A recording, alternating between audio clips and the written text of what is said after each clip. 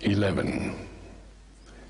A world's desire compelled her mortal birth.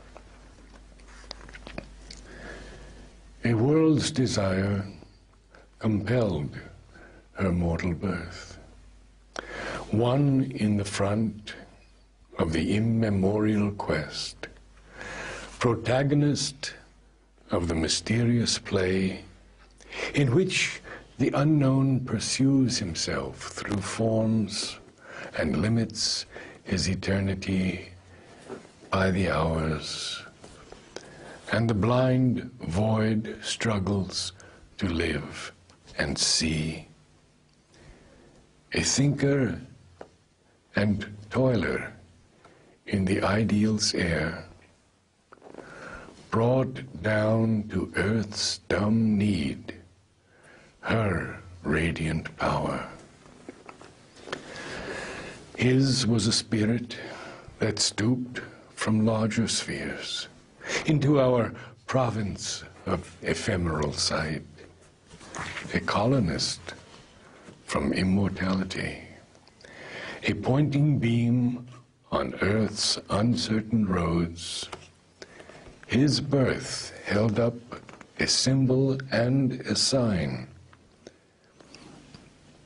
His human self, like a translucent cloak, covered the all-wise who leads the unseeing world. Affiliated to cosmic space and time, and paying here God's debt to earth and man. A greater sonship was his divine right. A power was in him from the unknowable. His days were a long growth to the supreme. A skyward being nourishing its roots on sustenance from occult spiritual founts, climbed through white rays to meet an unseen sun. His soul lived as eternity's delegate. His mind was like a fire assailing heaven, his will a hunter in the trails of light. An ocean impulse lifted every breath. Each action left the footprints of a god. Each moment was a beat of puissant wings. A spirit that is a flame of God abides, a fiery portion of the wonderful, artist of his own beauty and delight, immortal in our mortal poverty. All in him turns to spirit vastnesses. His soul breaks out to join the oversoul. His life is oceaned by that super life. He has drunk from the breasts of the mother of the worlds. A topless supernature fills his frame. She adopts his spirit's everlasting ground as the security of her changing world, and shapes the figure of her unborn mites.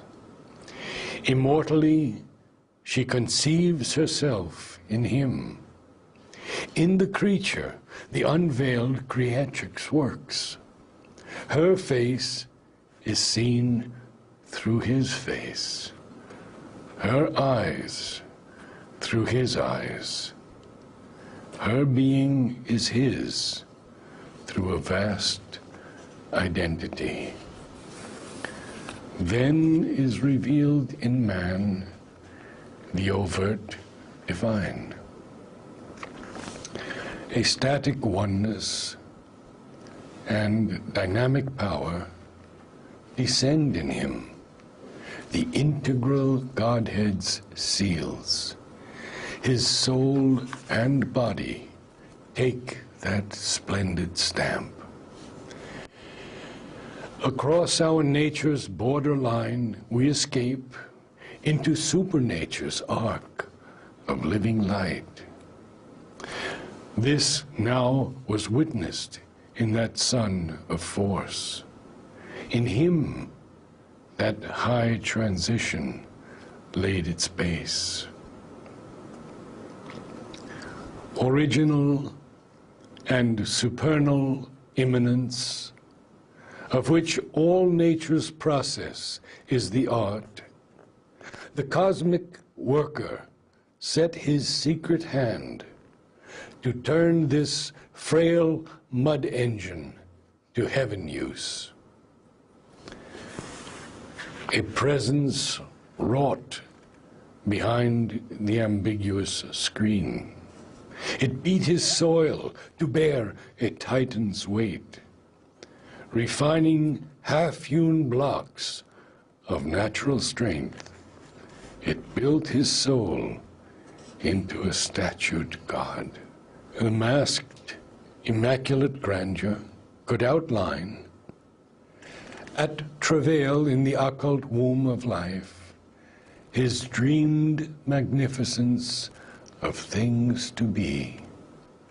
A crown of the architecture of the worlds, a mystery of married earth and heaven, annexed divinity to the mortal scheme.